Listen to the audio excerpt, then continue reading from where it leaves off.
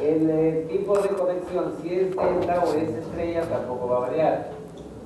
Pero sí va a variar esto, ¿no es cierto? Entonces, es igual, por ejemplo, cuando ustedes o alguien les explica cómo se comporta un variador de frecuencia. Y en los manuales, si ustedes, por ejemplo, cometen la estupidez de decir, ¿no?, que este está entre 0 y 1000 Hz. Y entonces, cuando el expositor viene y me dice un montón de cosas, entonces sí, mi variador puede ir de 0 a 1000 Hz, ¿cierto? Entonces tienen que, cuando hay este cambio en ustedes eléctrico, no debe ser eléctrico. ¿Por qué? Porque si es en 0, pones esto en 0 y esto entre 0 es infinito, no vas a tener nada. No se va a mover, ¿cierto?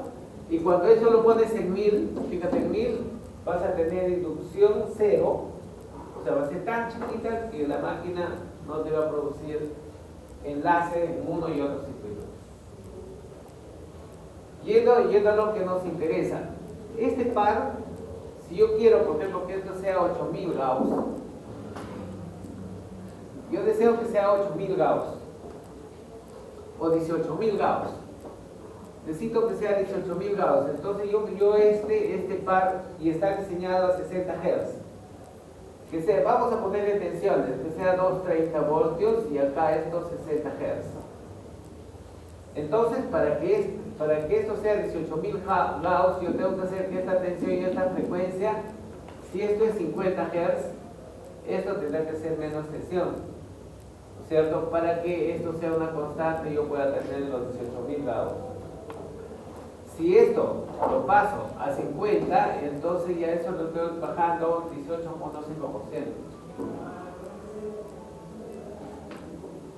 Entonces, si lo baja 18.20%, prácticamente la potencia del transformador también no tienes que bajar. No lo quieres bajar, entonces tienes. Lo que yo les digo es que hay que ser muy crítico en esos 50-60. No lo quieres bajar, perfecto. Entonces me pones, en el momento que trabajas con 50 Hz, me pones ventilación forzada. Porque la ventilación forzada, como les habrán enseñado los transformadores, te incrementa un 20% de potencia. Por ejemplo, tienes un transformador de un MVA, ¿no es cierto? Y por ahí yo necesito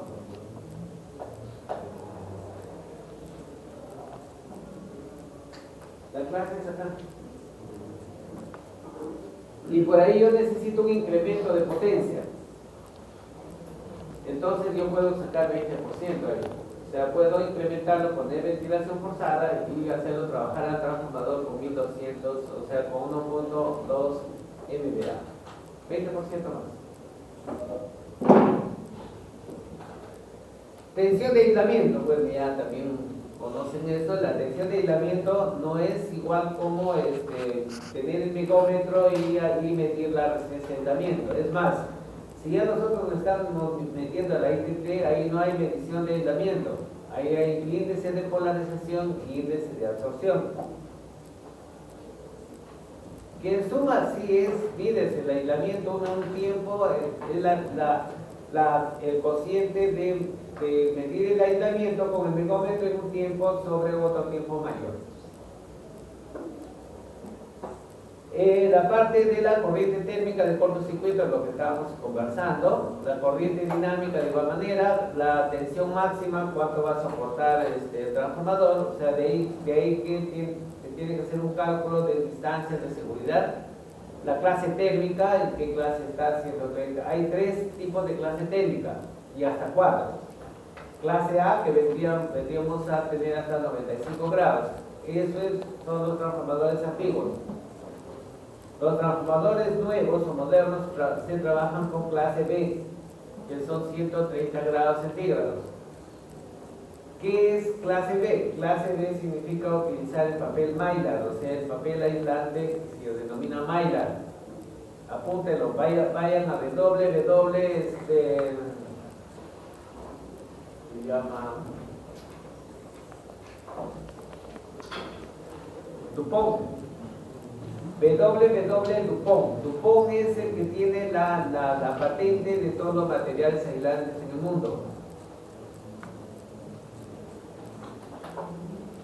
Y ahí averigüen, lean qué cosa es el Maillard. El otro material aislante se llama Nomex. También la patente es de Dupont. El tercero es el aislamiento clase F. El clase F es colocar en un lado el Maillard, en el medio el Maillard, en el lado izquierdo Nomex y en el lado derecho Nomex. El Maillard es un papel resistente mecánicamente, pero es débil en cuanto a temperatura, 130 grados. El Nomex es fuerte en temperatura, son 180 grados, pero débil mecánicamente. Cuando se unen los dos, se clasifica como un aislamiento clase F. Y clase F es 155 grados. Por favor, puedes apagar. Si vas a salir, te sales, pues ya no regreses. Es tanta molestia que apagues tu teléfono.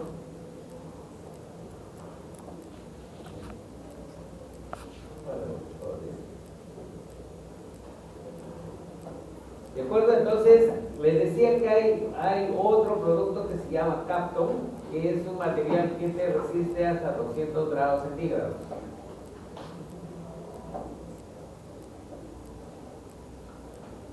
Tenemos otra característica que pueden ser los encapsulados de plásticos autoextinguibles. Y este tipo de modelo lo denominamos, se les denomina como transformadores ecológicos, que también lo vamos a ver. Los factores de seguridad que son muy importantes y las bornes para el secundario para las respectivas conexiones. Fíjense, ahí tenemos diferentes tipos de transformadores. Acá tenemos la barra, se incrusta el transformador, conecto la fase R, la fase S y la fase T. Obviamente que entre barra y barra necesito de un determinado espaciamiento. Parece que todo esto lo tienen ustedes en sus copias, de manera que no es complicado, ¿no? Acá tenemos una ventana, por ejemplo, por acá pasa un cable y en la parte de arriba tenemos unos pernitos para poder conectar hacia el exterior.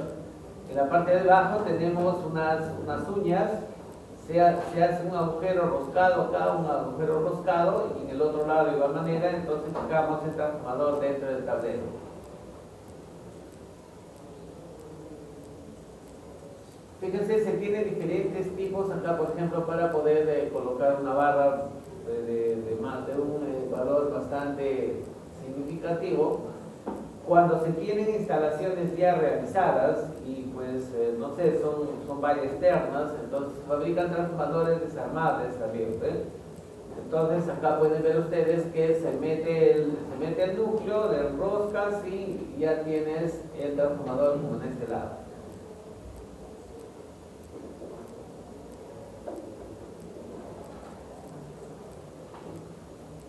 Se dispone de transformadores desde 45 amperios hasta 4000 a 5 amperios. En la IEEE vamos a ver una codificación que me gustaría que lo aprendan. Y en cuanto a potencia, de 1 a 60 volamperios. En clase de precisión, acá tenemos para los transformadores de corriente, punto 5, que es la tolerancia clásica para lo que podría ser medición, ¿no? O facturación. Y en este caso tenemos punto 2 y punto 5. Punto 2 generalmente es para la parte de comercialización de energía.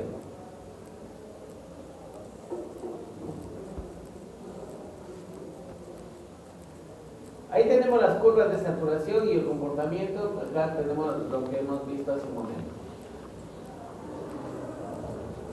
Las tablas, los tipos y las diferentes dimensiones, corrientes para poder dimensionarlo. Pero me gustaría que, como les repito, vamos a ver unos archivos mucho más importantes que esto.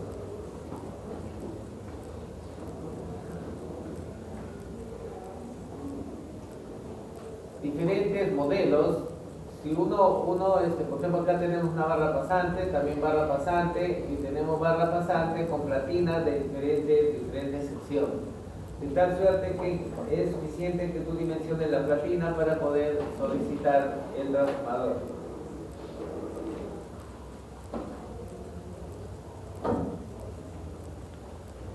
El equivalente entre un modelo y otro modelo también lo puedes hacer con la utilización de estas tablas.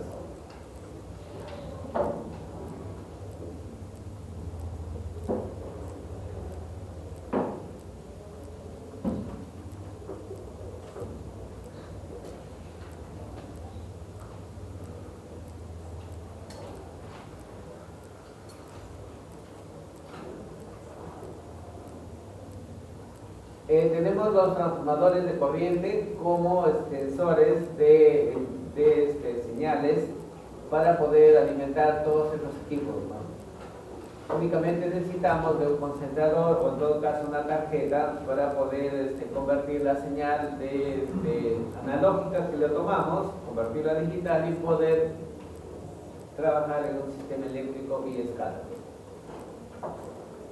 Llevan ustedes el curso de circuitos electrónicos, ¿no? Hay un curso de control, ¿no? Ahí les deben enseñar escalas. Si no les enseñan, entonces deben aprenderlo en otro sitio.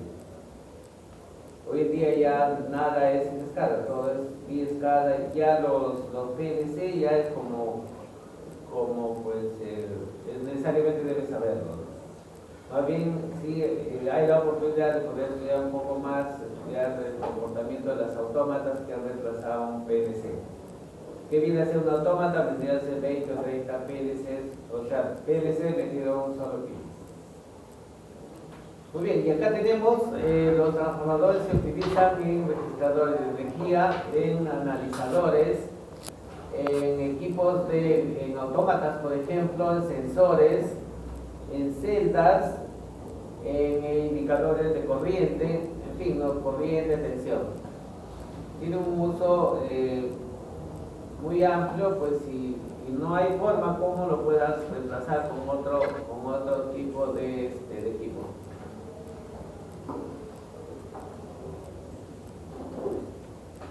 Un poco la publicidad de esta empresa.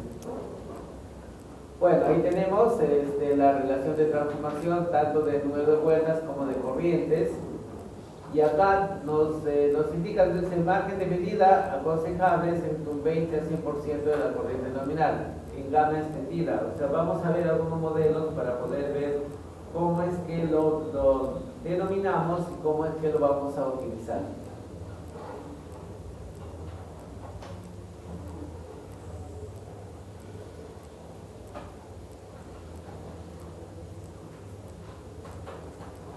Un concepto interesante de la potencia. Si bien es cierto, nosotros cuando diseñamos un transformador, por ejemplo, decimos, no, yo necesito, no sé, podría ser 2500 voltaje y me compro un transformador de 3000 voltaje. Entonces digo, sí, eso razonablemente está bien, la carga puede incrementarse. En los transformadores de corriente no te puedes dar ese lujo, ¿cierto? Tienes que pensar qué es lo que vas a hacer. Cuando lo modificas, tienes que cambiar de transformador. Si tú te das mucha tolerancia en las corrientes, cuando hay corriente de cortocircuito, el transformador va a tender a alterarse, o sea, va a tender a comportarse en la zona de saturación. De ahí que nos dicen, ¿no? La potencia de un transformador de corriente tiene que ser muy cercano a la suma de las pérdidas en las líneas más el consumo del propio instrumento de medida. Lo ideal sería que sea igual, así como se cumple la máxima transferencia de potencia del transformador. Siempre que hemos hecho selección o hemos tenido que cuantificar una carga, entonces pensamos, ¿no? De cuánto es la fuente, cuánto es el valor de la línea, o sea, del cable, que no puede ser muy lejano, cuánto es la impedancia de la fuente, y entonces la carga tiene que ser igual a la línea más la impedancia de la fuente. ¿Para qué? Para que yo pueda sacar la máxima transferencia de potencia de la fuente. Acá hay unas curvas que me van a, en la parte de abajo tenemos, la longitud del cable. Acá tenemos los colores de los cables, que en este caso 1.5 hasta 10 milímetros cuadrados. Por ejemplo, si yo tengo una longitud de por ejemplo, 30 metros y deseo utilizar 2.5 milímetros, entonces haríamos lo siguiente. A ver, ¿cuál es 2.5? ¿Este o este de acá? Este, ¿no?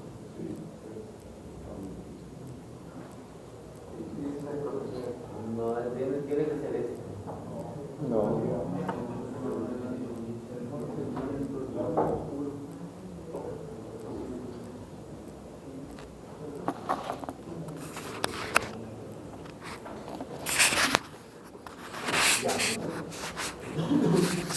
1.5 es este. Este es 2.5, el amarillo que no se nota es 4, el celeste es 6 y este es 10. Vamos a pensar que tengo 40 metros de longitud. Pero para este caso, si tengo 40 metros de longitud total, para yo poder colocar un amperímetro, necesito salir de un terminal del transformador. Así, ¿ves?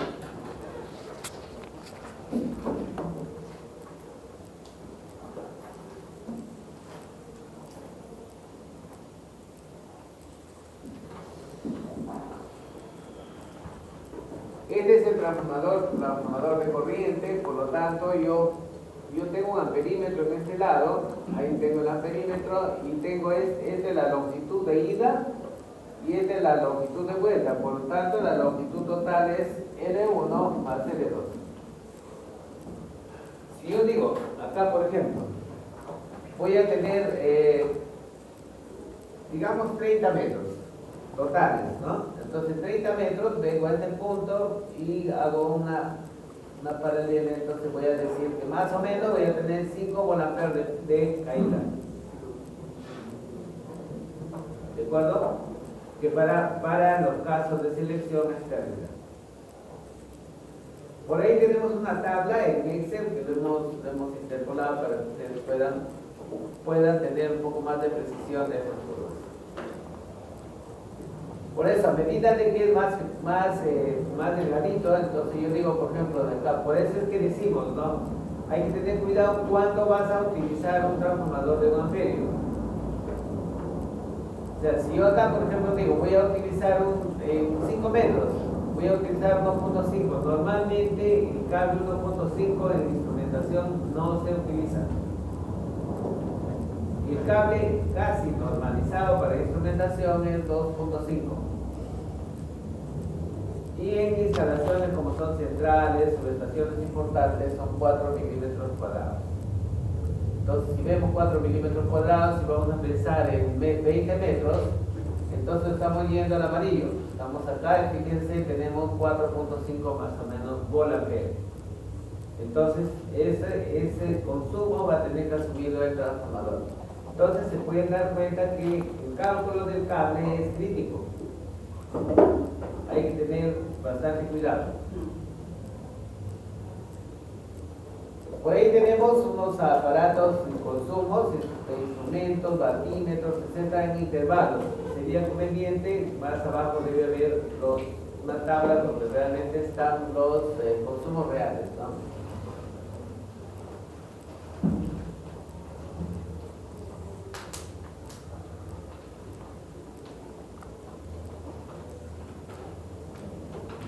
Ahí tenemos los parámetros que definen los transformadores: relación de transformación, la carga, la clase de precisión, el factor de seguridad, la intensidad, aislamiento, clase térmica y gama extendida.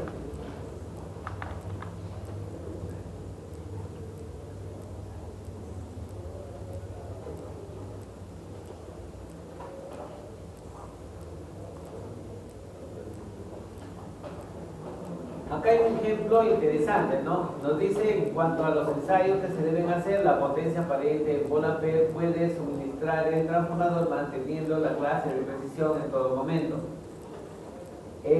Y nos da un ejemplo, dice, un transformador de 10 volt-ampere, clase de precisión 0.5, debe mantener la clase de precisión desde 2.5 hasta 10 voltaje. Entonces estaría cumpliendo con la normatividad. En cuanto a la relación, error de relación viene a ser igual a K sub n, que vendría a ser la constante nominal, corriente secundaria menos corriente primaria sobre la corriente primaria por 100. Ya hemos mencionado que para los transformadores de corriente dedicados a lo que es precisión podríamos tener 5P, 10P y 20P. Muy raras veces se va a encontrar 15. Y para los transformadores de medida, o sea, lo que vendría a ser facturación es punto 2, punto 5, 1 y 3. Pero realmente esto es medida. O sea, ¿medida qué significa? Medida significa que tú vas a leer los parámetros de tensión y corriente. Realmente eso es tensión y corriente. ¿Por qué? Porque una vez que ya tú tomas tensión y corriente, ves potencia activa, reactiva, etcétera, y ya es el resultado de esos dos parámetros. Entonces, por lo tanto, es mejor que lo anoten. Punto 2 es para facturación. O sea, medida significa facturación, pero mejor vamos a dividirlo. Punto 2 para facturación. Podríamos llegar hasta punto 5. Pero para nosotros vamos a decirlo, punto 2 debe ser para facturación. Punto 5 debe ser para lectura de parámetros.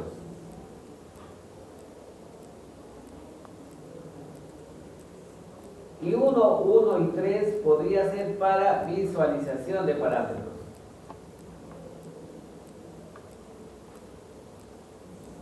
¿Cuál es la diferencia entre uno y otro?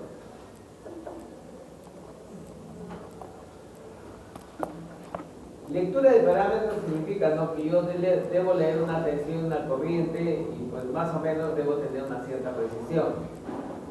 Y en cambio visualizar los parámetros, por ejemplo, una subestación, el operario que nada tiene que hacer, se le dice, ¿no?, mira, desde este puntito, en este puntito está rojo, cuando llega ahí, ya tú lo pagas.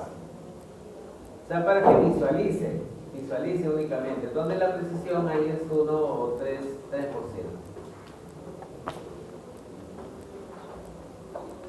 El factor de seguridad es igual a la corriente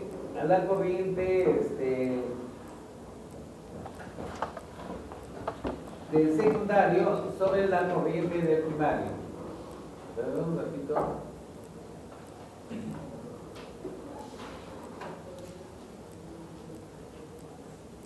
En la parte inferior lo podemos leer, ¿no? IPS, o sea, esto que vemos acá es IPS sobre IPL. IPS, ¿qué viene a ser? Es la intensidad máxima de seguridad del primario sobre la intensidad del primario nominal. O sea, intensidad máxima de seguridad del primario sobre intensidad nominal del primario. Y el error el error superior al 10%, y los transformadores de medida, ese error debe ser menor del 5%. En la parte de los transformadores de protección, fíjense, si nos colocan acá con un valor típico de 15%, pero normalmente no lo vamos a encontrar. Y acá tenemos que adherir, ¿no?, el 5%. O sea, ya que tenemos los valores acá, los valores típicos de error van a ser 5, 10, 15, 20 y 30%. Anótenlo. 5, 10, 15, 20 y 30%. Nos dice eso, serán aplicados a los relés de protección. Acá tenemos, por ejemplo, el transformador es un TR60, o es un relé dedicado a los transformadores, o un relé base para poder proteger un transformador en forma integral. La denominación, como lo hemos venido diciendo, es 5P10, 5% de error. El transformador de protección se dan los 5% de error cuando la corriente es 10 veces, la corriente nominal.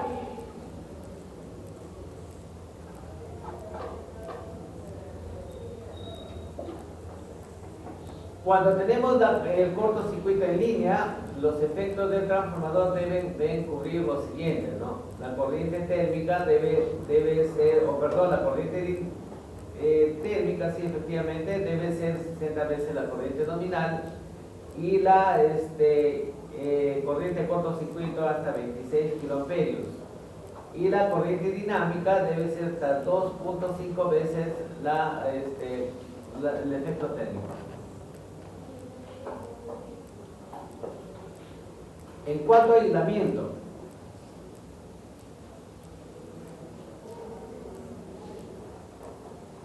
en cuanto a aislamiento, cuando hablamos de aislamiento, a diferencia de lo que ya nosotros sabemos, el aislamiento se hace de la siguiente manera.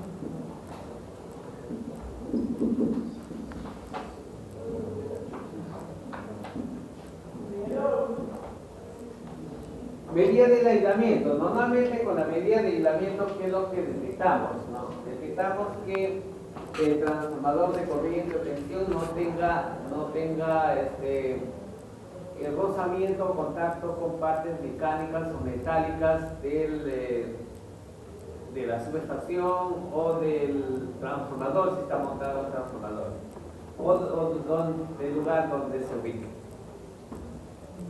Tensión aplicada. ¿Qué viene a ser la tensión aplicada?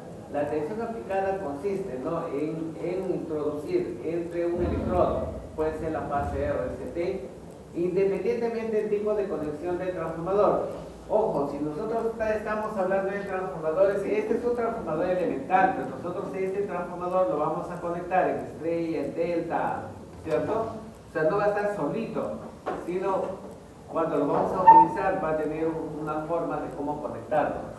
Entonces, tendríamos que decir, en un grupo de transformadores, una bancada de transformadores, entonces la tensión aplicada está dada por la siguiente expresión, apúntelo: 2 veces la tensión nominal más 1. 2 veces la tensión nominal más 1 expresado en kilovoltios. Un ejemplo.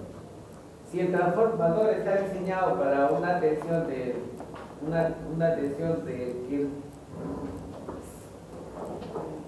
si este cable que tengo acá es de 440 voltios, fíjense el cable, o sea, estoy hablando de una tensión de este circuito primario.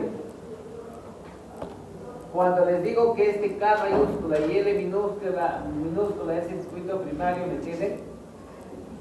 ¿Por qué? Miren, porque esto es el transformador, como hemos visto las figuras ahí. Este es el cable, ¿no? Es el cable y se va al otro lado. Acá vendría a estar K mayúscula y L mayúscula. ¿De acuerdo? Entonces ese vendría a ser el primario y nosotros lo que estamos tratando es el secundario. Pero yo no puedo sacar el primario del secundario, o sea, la idea tiene que estar completa. Entonces, si este primario va a tener una tensión de 440 voltios, la formulita consiste en lo siguiente: 2 por 440 más 1000. Entonces, esto son 2800. Por eso es que ahí ustedes ven 3 kilovoltios en la prueba de aislamiento. ¿Y qué haces con esos 3 kilovoltios? Mides la capacitancia, o sea, mides el eléctrico del circuito. En cambio, cuando tú aplicas, de seguro cuando ustedes han estudiado circuitos magnéticos con corriente continua, han visto, ¿no?, cuál es la diferencia de hacer un protocolo en continua y hacer en alterna. Pérdidas en frecuencia y pérdidas en núcleo. Entonces acá, cuando tú le haces la prueba con alterna, te conecto acá y pongo en este punto el espectrómetro y esta masa. Entonces, ¿qué es lo que estoy haciendo? Estoy midiendo este punto con todo el sistema. Y todo el sistema, si yo quiero visualizarlo, el sistema, o sea, todo el circuito va a ser un capacitor. Eso va a estar a masa y eso también va a estar a masa. ¿Y qué voy a medir? Voy a medir esta corriente de fuga que voy a tener entre este lado y este lado del capacitor. Porque una bobina, nosotros cuando hacemos el estudio de un transformador no estudiamos el transformador completo.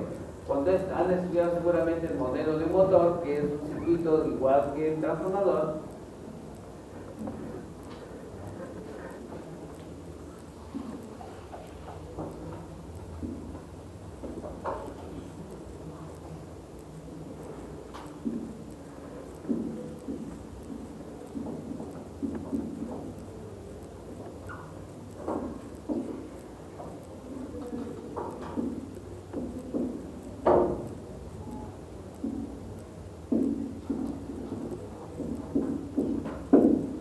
y acá tenemos el núcleo, ¿ven?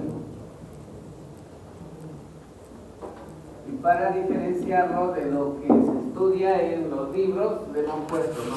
RM, JFC.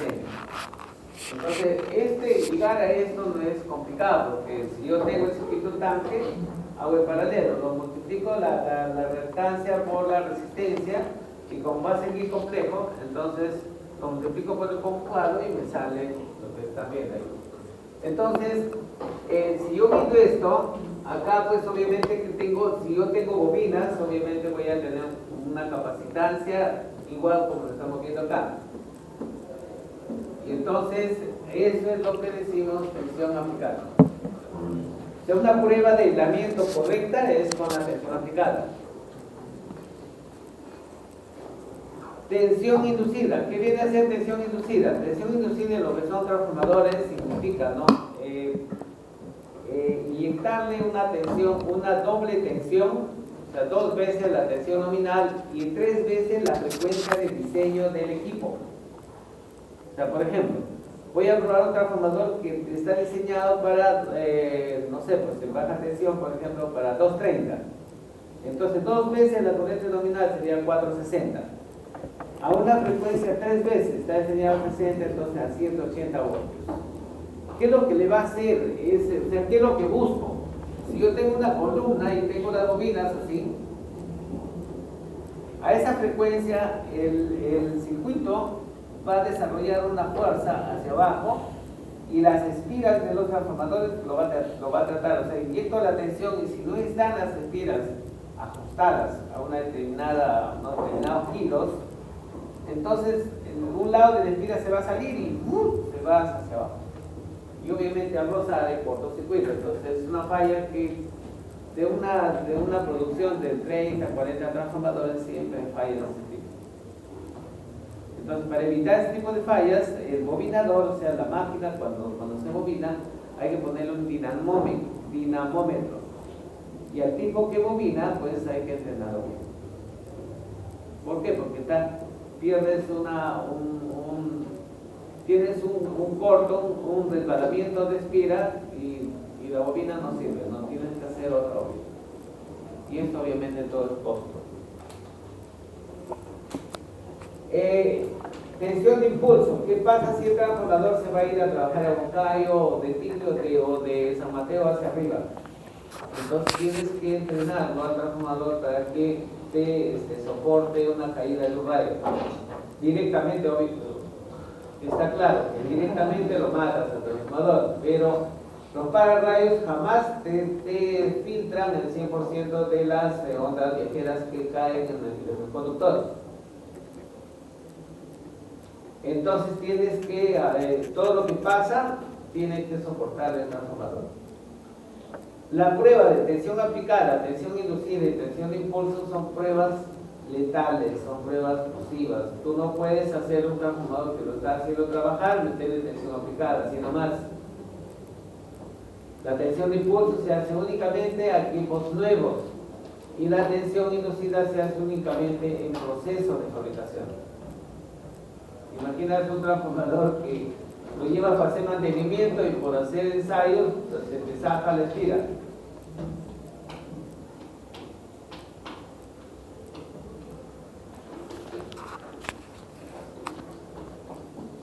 la aplicación es, por eso acá dicen 3 kilovoltios y acá está este punto 72 para tensiones más bajas a 3 kilovoltios. Las aplicaciones se pueden dar en media baja, media alta y extra alta tensión.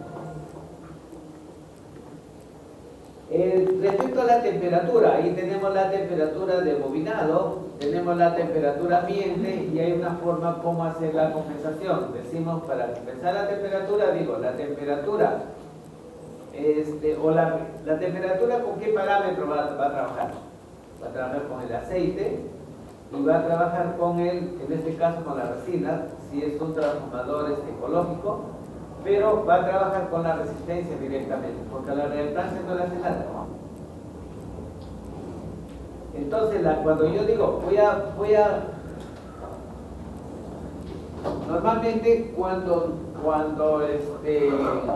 dictamos cursos de transformadores, nos damos cuenta que hace lo siguiente. Dicen, no, vamos a medir la resistencia en primario, entonces decimos R1, vamos a suponer que es primario, es igual a la tensión DC sobre la corriente DC. Y a 1,50 m pones el termómetro y dice, bueno, 18 grados centígrados. ¿Cierto? Ahora, en la sala de pruebas tiene que tener condiciones. O sea, la sala, el cuarto que tenemos abajo, eso no es sala de pruebas. Debe tener flujo de aire libre. El momento que haces los ensayos, el aire entra por allá y pues, o sea, no tenemos aire fluido, ¿no? O sea, había que ver todas las ventanas, acomodar, pero la técnica es esa. Tú tienes el equipo y a 1,50 m del equipo, un termómetro. Electrónico, con mercurio, como sea, pero ves la temperatura ambiente. Luego decimos, esta R, como está a temperatura ambiente, fíjate, está con DC. Y entonces ahora decimos, esto a temperatura de trabajo debe ser igual. Esto, o sea, R1 a temperatura ambiente, que multiplica por 1 más el coeficiente de temperatura del cobre, por la temperatura de trabajo menos la temperatura ambiente. Hasta ahí llego. Entonces, ahora nos ponemos a razonar. Cuando tú haces esto, dice lo siguiente, ¿no? Cuando yo le estoy inyectando a un cable corriente continua, le estoy diciendo, el cable, tú vas a conducir por el 100% de tu sección electrones. Esto para DC. Cuando tú haces corriente alterna por el mismo cable, entonces le está diciendo el cable, bueno, yo estoy con frecuencia, ahora estoy en AC, y por lo tanto voy a conducir tan solamente ahí. Por el centro no vas a pasar nada, por el efecto piel, el efecto corona. De ahí que si es necesario que vayan a visitar alguna central, Mantaro, por ejemplo, o Winco, y vas a encontrar parte de los conductores son tubos. Obviamente con una sección, ¿no? ¿Por qué? Porque imagínate, pases 6.000 amperios a 13.8 kilovoltios. Tremenda energía, y en una sección, ¿no? Ponte un riel, tener que poner un riel, tremendo riel. Entonces, nosotros nos quedamos, los libros que ustedes usan seguramente lo han estudiado así. Y entonces hay que dar un pasito más. Hay que ir de esto acá. Y para ir de esto acá necesitas decir, este R1 debe ser a base a corriente alterna. Y entonces esto debe ser a veces por R1 a temperatura de trabajo. Esto. Entonces esto sí ya está sacado. Entonces está diciendo, obviamente el valor de la resistencia se va a incrementar. ¿Y esto dónde lo encuentras? Lo encuentras en los manuales de la EPRI, del General y de Westinghouse. No hay otro sitio. Esto es Estados Unidos, esto es IEEE, esto es fábrica y esto es fábrica. pero sí hemos logrado leer y tenemos una tabla de él, se llama efecto Skinner.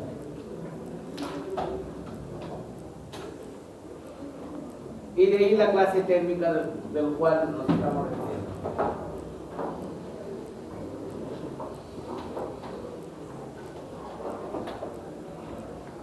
Tipo de transformadores, dice, según su factor de saturación, transformadores de medida y protección, y según su envolvente, pues tenemos de resina, de plástico, y un baño de aceite. Tenemos el tipo de transformador resinado, dice que la parte del envolvente o la resina es autoextinguible, de gran resistencia mecánica, tropicalización completa. Bueno, ahí tienen sus detalles, y obviamente es mucho mejor que en baño de aceite. Para elegir un transformador hay que tener en cuenta las bajas relaciones de los transformadores de bobinado primario, seleccionar un transformador para medir en esos rangos, una potencia adecuada, sus dimensiones adecuadas y la aplicación también para la cual lo estás seleccionando. Acá tenemos Saxi, que es un fabricante importante, Arteche, que es otro, también por ahí tenemos algunos modelos, Circuitor es otro, en fin, acá tenemos SEA, que es una fábrica peruana que también trabaja con transformadores. Bueno, tú ahora puedes comprar transformadores en cualquier parte del mundo. Deposita la plata, ves tu broker y te manda las cosas. Ahí tenemos algunas hojas técnicas, fíjense, es el transformador, por acá va a pasar un cable y acá arriba ustedes ven dos borderitas. Por el de ahí conectas el cable 2.5 o 4 milímetros cuadrados y sus características son las que ustedes ven acá. Ahí tenemos otro modelo. En esto, conjuntamente con las normas, se pueden dar cuenta que es otro modelo. Si regresamos al anterior, fíjense en el cable viene de allá hacia acá, entonces acá minúscula está allá y acá minúscula está en este lado. Por ahí voy a pasar un cable. En cambio acá en esto, acá tengo ya la barra. Voy a poner un terminal con unos pernos y al otro lado tengo también una barra con un perno y ya puedo seguir con la medición.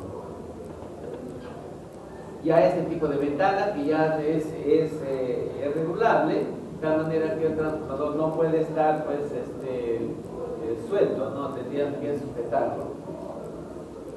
Ahí tenemos otro modelito.